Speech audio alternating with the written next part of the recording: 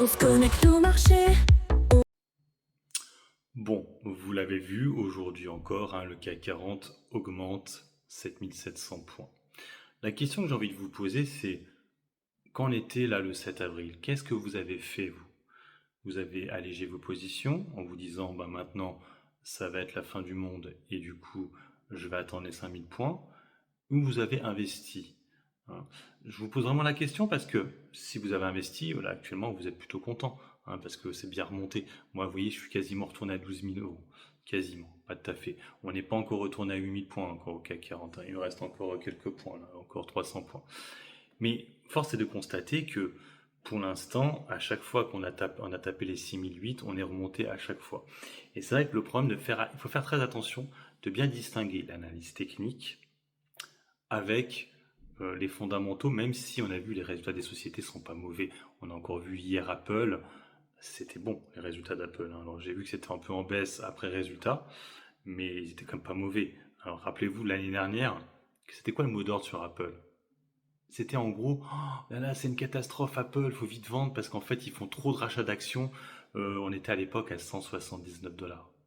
On est actuellement à plus de 200 $. Vous voyez ce que je veux dire? Parce qu'en fait c'était les mêmes qui étaient tout le temps négatifs en fait. Et c'est ça le problème, de faire attention, de ne pas être trop négatif sur les marchés et de pas trop s'obstiner. Ou alors si vous vous obstinez, bah, faites-le jusqu'au bout. C'est-à-dire si vous êtes négatif, bah, jouez la baisse quoi.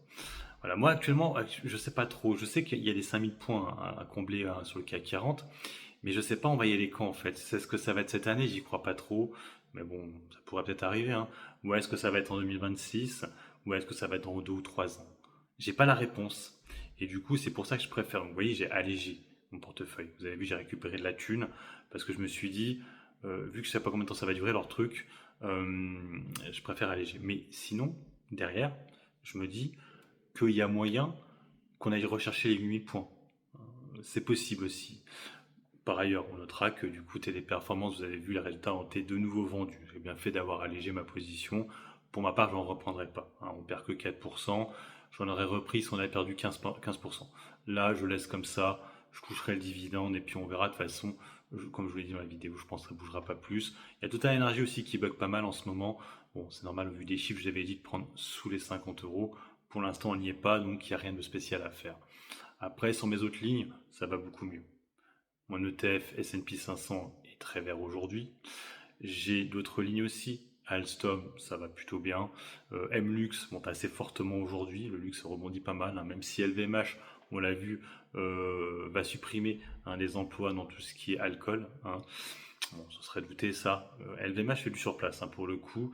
Et puis le reste, ça va. Franchement, ça va. À part effectivement Total Energy et Téléperformance. Sinon, quasiment tout est vert.